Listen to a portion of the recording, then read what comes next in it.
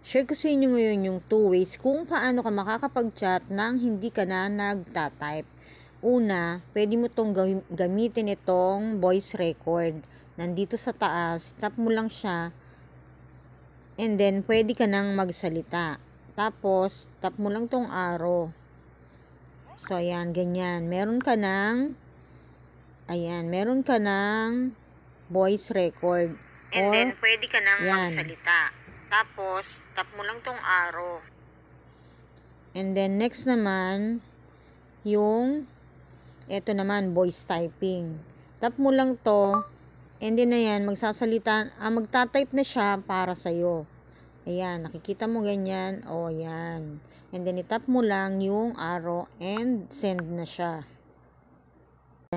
Tap mo lang yung settings. And then, dito hanapin mo ang voice typing.